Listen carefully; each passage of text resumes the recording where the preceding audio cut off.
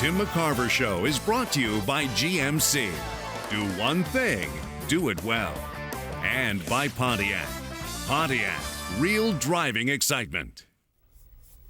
My guest tonight speaks 4 languages and 5 African dialects. He also happens to be one of the top defensive players and rebounders in the NBA. As you can see, he stands 7 feet tall, but he's a big man in many more ways than height, as you will soon learn. I welcome the All-Star Center for the Atlanta Hawks, Dikembe Mutombo. Dikembe, welcome. Thank you, Tim. Would you have believed 20 years ago, when you were 13 years old in Zaire, which is now the Congo, yes, that somebody would have told you that you would have been a center in the NBA? Would you have believed that in America? No, first I knew I was American, the continent, but I never thought about playing in the NBA. But all I can recall when I was in 3rd grade, I think I was 10 years old, I told my dad that I want to go live in America. For some reason, I never knew. My dad keep mentioning that to me most of the time. He said, I remember what you used to tell me when you was in 3rd grade that you want to come to America, but I think your dream you have come true. You're an American here today. You're the 7th of 10 children. Did any of your brothers or sisters talk about coming to America? No. My oldest brother, they thought about going to Europe and go live and maybe go to school, but nobody never thought about coming to America. 10 children in your family. Yes. You learned you learned English at the American Embassy in Kinshasa, where you were born. Is that right? Yes. Did you speak it at a very young age? No. At the 9th grade, you are allowed to take English classes as second language. But it's like learn how to say hi, how you doing? My name is Mutombo. That's basic stuff. But it was not that bad. I didn't like English classes, but now I was forced to speak it. and you always, well, forced to speak it over here too? No, when I came to America, when I realized that my dream was about to come alive and I was coming to America, when American Embassy told me that I have a chance to get a scholarship. And I was like, oh my God, what am I going to do now? I don't know English. I told my dad, you better put me in school so quick because where I'm going, nobody speaks French or everybody speaks English. I have to learn English. Right away, I started focusing on my English class and I learned it so quick. How old were you at the time? 17, 18? 18 years old. And you went to Georgetown on an academic scholarship. Had you played basketball? I played a little bit my senior year in high school, but not that much. And then when I came to university, they asked me if I was interested to be part of the team. So Kinshasa had organized basketball leagues? They do. My brother played, my sister played. I was the only one in the family who didn't like basketball. Did you play any other sports? Soccer? I was a goalie. Oh, you were a big time goalie. You took a lot of pride in that, obviously. Yes. I still love soccer. It's still my #1 sport, but I cannot play it no more. I worry about my ankles right now. How much longer do you think you want to play in the NBA? You're 33 years old right now, right? I want to play maybe. I'll play as long as the man want to pay me. And if he feel that he doesn't want to pay me no more, then I will stop. But right now, I will play as long as I can. Because big men stay in the league longer. Yeah, you see that with Karim Abdul-Jabbar, not just what went on with him, but the big men can last in the NBA for longer. Robert Parrish played for so long. Bill Russell played for a long time. Wilt Chamberlain played for a long time. Patrick Ewing. You went to summer camp, I believe, with Ewing. When Ewing we're still going to. You have our own big man summer camp every summer in Washington, D.C. And you were also a teammate of Alonzo Mourning at Georgetown. So we have our own 3 big men camp where we fight, we argue, and we call each other name, and we fight. And we have sometimes Coach Thompson, you have to come to break the fight and at the gym, but it's been very interesting. Last question before we break. Did you have any idea when you went to Georgetown on the academic scholarship that you were going to play basketball? No, I was not convinced until at the beginning of my senior year. Of high school? No, in college. At Georgetown. Because I used to play like 5 minutes a game. Mm-hmm. So I used to come to back Alonzo Mooney up in the game. So I was nothing. To me, I was just, okay, let me just enjoy the ride like I was in the back on the bus. I enjoy it. But when I got close to my senior year, Coach Thompson said, son, I think if you just do what I'm telling you, you have a chance to make a lot of money. And I took it very serious, which was to get my pride by playing defense, rebounding, and blocking shot. I want to talk to you about John Thompson when we come back. He's a man with a big heart, big of stature, and just as big a heart, Dikembe Mutombo, and we'll be right back with Dikembe right after this.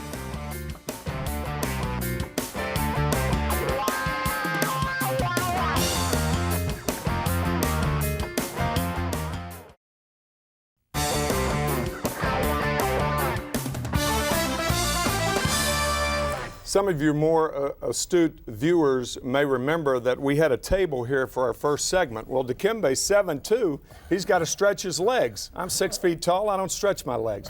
But for all of you basketball historians, you may remember one of the more enduring images over the last decade as far as basketball is concerned. The 1994 playoffs when the 8th-seeded Denver Nuggets upset the Seattle Supersonics, and an elated Dikembe Mutombo fell to the floor, the ball clutched to his chest. What was going through your mind there? It was such an emotional moment, wasn't it?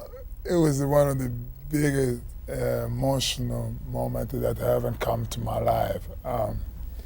I just couldn't believe it, that it happened, because nobody didn't think that the Denver Nuggets was going to win any game in the playoff. We came out to play against a team that almost won, I believe, almost 70 games in the regular season. So they was preceded being the number one. They was going to win everything. They have all kind of players, a bunch of talent players put together. But we went in, we upset them from coming from being a 2-0 behind and go and win the next 3 games. So it was a big upset. And all of us was enjoying ourselves, and we didn't know what to do. All we do it was just to cry. That's why I was crying on the floor. You mentioned John Thompson earlier. What Yes. influence did John Thompson have on you, do you think? I look at Coach Thompson as a father to me.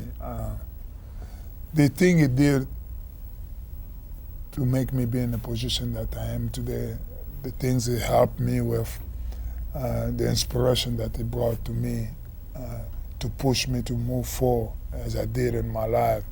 Because one thing I always remember when I was coming to America, that my father told me, he said, as you're going there for education, and you're not coming back here, either even for visit, at least you have your diploma. So when I came in, when with Coach Thompson my sophomore year, and he took that into consideration that these kids was here to get his education. So he made sure that I got my education, made sure also that I succeeded in the basketball court. And he did all of that very well, and I've been so pleased with it. When you were younger, you had aspirations of becoming a medical doctor, right? Yes. Did you still have those desires when you were at Georgetown? No, I would say not right now, because maybe I'm doing it in a different way. My desire always been that to do something that you have to do with helping people. You have a better life, not just by giving them medicine, but by providing medicine for them, or by providing a healthcare place for them. And I think that's the reason why you see I'm trying to build this new general hospital for 300 beds in Congo. 200 beds on 10 acres in Kinshasa, right? Yes.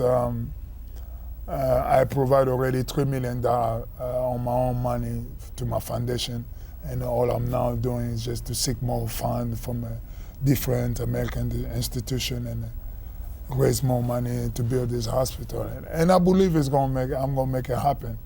We're getting a lot of calls. We have a lot of companies that are willing to be part of this big dream, and a lot like a Ron McDonald House who are willing to be part of pediatric department. We got other companies are willing to be part of a cardiology department. And more companies are coming on. We got Chevron who want to do more than the rest of the company are doing. And I'm meeting with a couple of company again today, today in New York. So the dream will come true. Not bad for a young boy in Kinshasa who sold fruit for $2 or $3 a day. Yes. Right? Yeah. I came from, Tim, I can tell you, I came from way back. I don't come from really very poor family, but my dad raised us in a way where we can learn how to survive in our own. Your father was a school superintendent. Superintendent. And his main focus was education. And he wanted to teach his students to grow up to be a strong entrepreneur, a strong businessman, to have a strong mentality to go for. And he taught that in a really age. I believe I was like in a 4th grade when I started selling bread and fruit and cheese and a free market. And so I learned how to do business in a really age, and I think it helped me a lot with where I am today. You think it helped you perhaps even in your work ethic today as a basketball player? Yes, because I used to get up like at 4:30 in the morning when since I was kids, so I can be at the free market at 5:30, sell bread and fruit and all of that until 7 o'clock, and pack my bag and run across the street to school, because the school used to start at 7:15. At night? So, in the morning. Or in the morning. Oh, I see. So 4:30 to 7:15 in the morning. In the morning. So I used to be a really person. So I kind of built a strong work ethic at a really age, and it helped me carry on today in my career. You have to understand what kind of an inspiration you are to your countrymen. Yes. You do understand that. I saw that, especially on my second trip when I went to Congo, to see how many people came to the airport, how many people spend the night outside the hotel just willing to see me in the distance or to shake my hands, and I just didn't believe it. This 60-minute piece done by Ed Bradley recently, with you walking through the throngs of people in your hometown of Kinshasa, a terrific piece. And a lot of people don't realize how big Kinshasa is. It's a city of 6 or 7 million people, right? It's a big city. It's very big. We talk about the World Healthcare have predicted that there's at least more than WHO predicted there's at least more than 10 million people in Kinshasa. So when I was living, and it was only 5 million. So since I've been gone almost for 13 years, it's been almost another 5 million people have moving to the city. So the city have grown.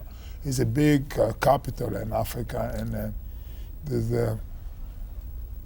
not enough money. And poverty is very high right now because of the war, and people just don't have a job. And the healthcare situation is more catastrophic than anything else we can talk about. We're going to talk about the civil war in your home country of the Congo in Kinshasa right after this. We'll be back with Dikembe Mutombo.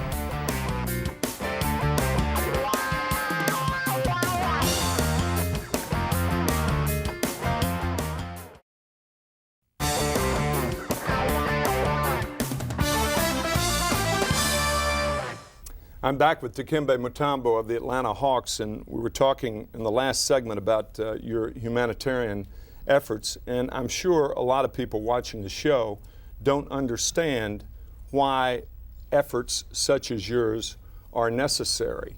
I mean, 1 in 5 children die before the age of 4 or 5 of yellow fever, measles, tuberculosis, river blindness. The Ebola virus has cropped up there. Malaria. Which has been the main factor. So it's very big catastrophe. And with AIDS epidemic that is spreading all over Africa right now, we predict that we might lose the next generation in Africa. Because if we don't do whatever necessary to save the next generation, there will be no next generation in Africa. So you're not really only talking about the Congo, you're talking about Africa, sub-Saharan Africa. Sub-Saharan Africa. So somehow we have to start somewhere, and I'm glad that I have devoted myself in this such a big project and trying to save so many people's lives. Not just saving, I'm investing on my people so they can have a better life. From a political standpoint, is it stable enough in the Congo now? A recent civil war over the last 5 or 6 years? Right now, there's no really a fighting, you know, it's just both parties are still waiting on the UN to ask the other side to drop their arms. And as they have signed really a peace agreement, which will allow them to drop their arms and then pull out from the country. And that's what we're waiting on to see happen. But that's not stopping me on what I'm trying to accomplish.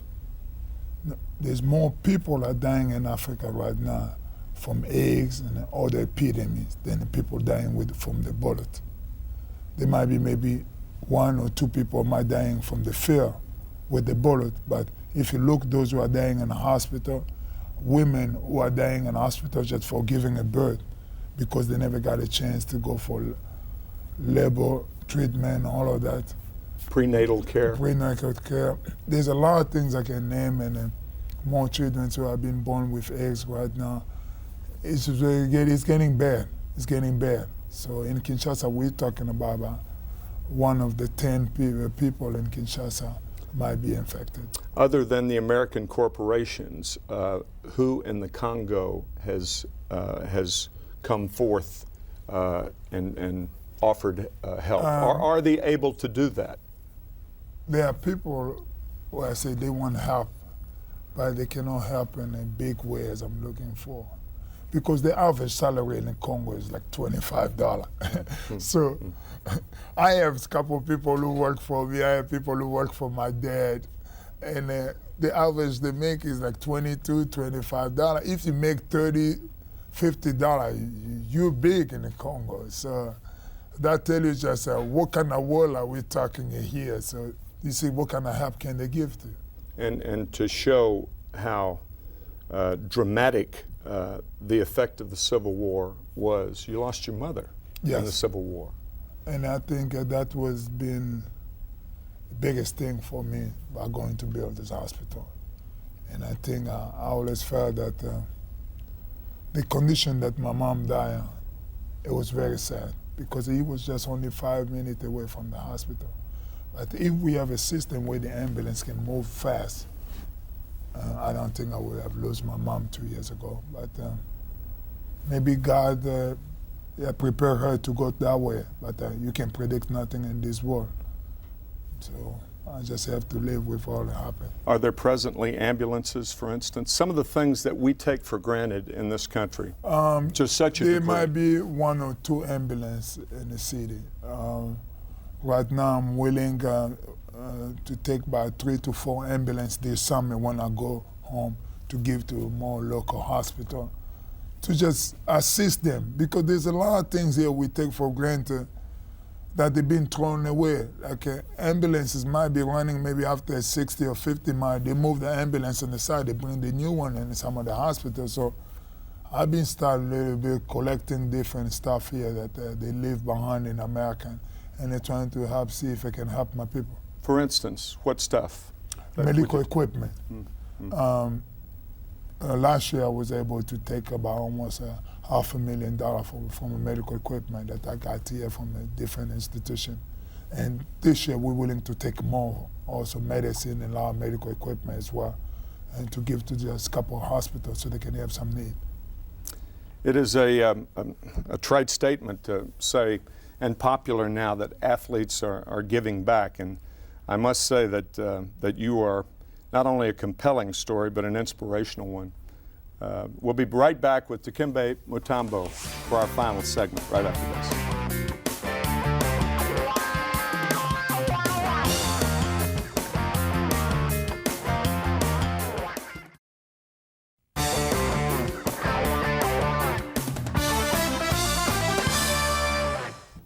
It's our final segment with NBA star Dikembe Mutombo. And Dikembe, we're going to try to show your foundation and the address of your foundation several times during this last segment. We were talking in the break about some of the other problems that are besetting your country now. For instance, the things that we take for granted, like the telephone. There's no many telephone. the telephone is there, but if you want to have a phone, you got to have the money. First, you got to have the money to buy an equipment. So, and if you make $25 a month or $30 a month, are you going to take $15 or $20 to go buy a telephone? And how are you going to have a $30 or $40 to just go turn the service on? So you talk about someone putting a salary aside of a 6 or 7 months just so he can have a phone. So that's just too much. So you got to have some business on the side that's producing you maybe $200 or $300 a month for you to have a telephone. Tell that story that you were telling me about the fire when you were a child. When I was growing up, I think I was still maybe in 9th or 10th grade, and there was a fire in the neighborhood. Nobody in the neighborhood did have a telephone. We have to run, in a group of kids, we have to run about 10 to 15 blocks close to downtown. So that way we knew that there was one of our friends, they did have a phone in their house so we can call the fire department. So it was very sad. And then by the time the fire department came in, the house was really gone. But the fact that not just we saved our house that was gone, but we saved the entire neighborhood, because if the fire would have kept going, it was going to catch the entire neighborhood.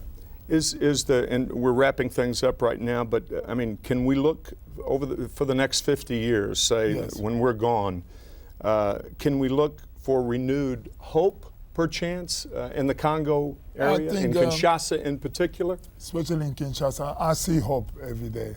I see that there will be a better life one day for those people. No, maybe for my generation, maybe my children's generation. What I'm doing right now is like an initiation. I don't think that I'm the beginning and the end. I see that there will be people who will follow my example by trying to do big things like building a school, building a public library for children to get an education, because without the education, we cannot go nowhere. And I think if people at least have some knowledge or how they can take care of themselves, how they can do other things, I think we will not face a lot of problems that we're facing today. It is redundant, but I want to thank you very much for being my guest. It's very inspiring. I would thank you a lot for just bringing me in your show. Well, Dikembe Mutombo, I hope you've enjoyed it as much as I have. I'm Tim McCarver.